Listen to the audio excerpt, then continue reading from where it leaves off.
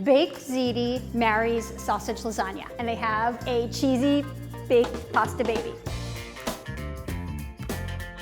Hi, I'm Melissa Clark. I'm a food columnist and reporter for the New York Times and NYT Cooking, and I'm here in the NYT studio kitchen to make a cheesy baked pasta. I love baked ziti. I love the way that it gets browned on top. And then sausage lasagna. Who doesn't love sausage? And I love the amount of ricotta cheese in a lasagna. Take those two things and put them together, and you have one of the yummiest pasta bakes out there. It's basically making a sausagey tomato sauce. I take the pasta, I put it in raw, I add a little bit of extra water, and then the whole thing bakes together. So you don't have to get another pot out, and that's part of its appeal. We love a one pot. Unlike baked ziti, for this pasta bake, you can use any shape of short pasta that you want. And that makes it kind of fun too. I love something that has a lot of nooks and crannies so that the sausage meat can get in there. Wagon wheels are a particular favorite. Orchietti is great. Shells are really good because the ricotta goes in the shells. Lumaki is really one of those unusual pasta shapes. It's got great chew. Cavatappi, always a favorite, or just plain old fusilli or rotini. Really anything that's like yay big and has some heft to it is going to work in this dish. You want to start by browning your sausage. So let's get the pan nice and hot. This is bulk sausage. If you have regular sausage, just squeeze it right out of the casing. It's actually kind of fun to do. And then this is what you want. I'm really just talking until the pan heats up.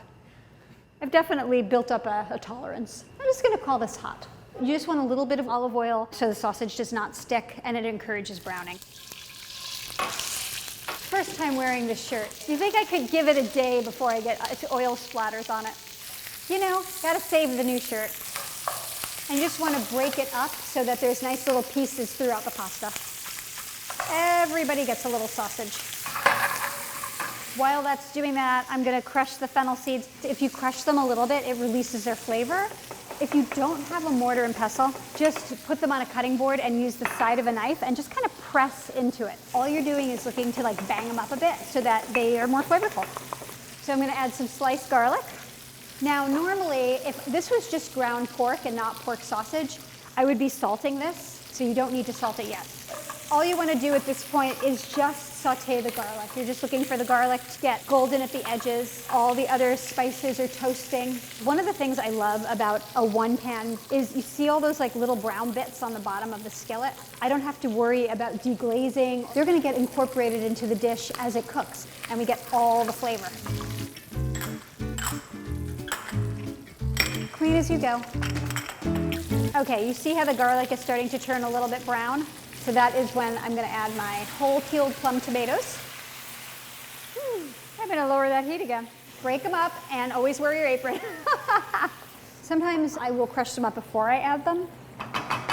Bay leaves and crushed tomatoes. So we have two different textures here. We're just going to let this simmer for about 10 minutes.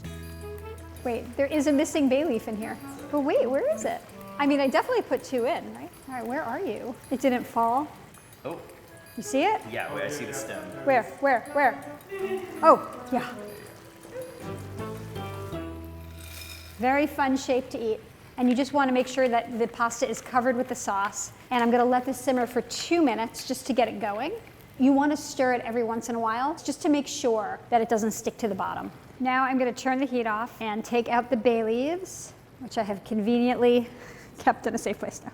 So I have fresh mozzarella here. I'm just gonna pull it apart, put about a third of this, more or less. I'm gonna eyeball it.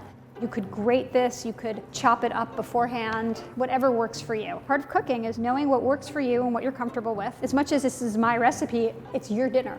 So you gotta do you. Wait, could that be the name of my next cookbook? Whoa. All right, texting my agent right after we're done with this. I'm gonna stir it in. You're gonna get cheesy bites through the whole thing and not just on top. I'm gonna just put more right on top and then just dollops of ricotta, or you could use a spoon, but my hands are already mozzarella-y. All right, maybe I wish I used a spoon.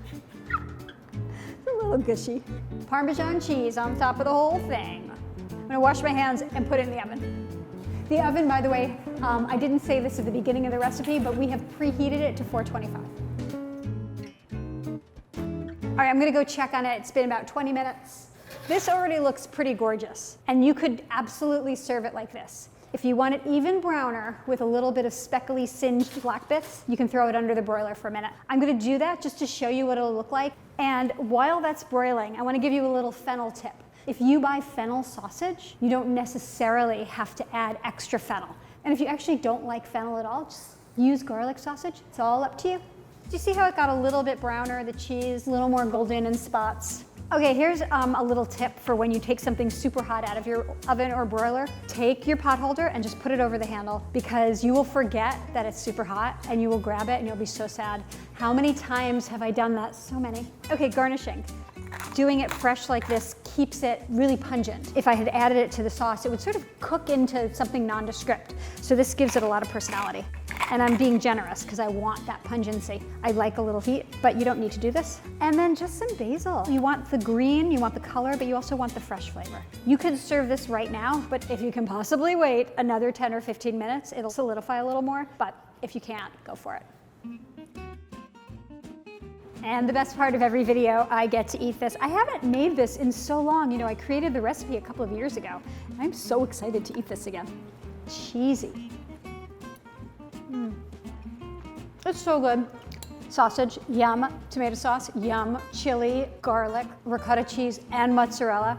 But you know what the best part is? The edges where the pasta sits right against the pan are the best. Because that little crunchy texture, I mean, it's all the textures. It's just a really good dish. I hope you make it, and I hope you make it your own. Oh, and you can find the recipe at nytcooking.com, along with many other amazing recipes. Yum! Forgot how good this was.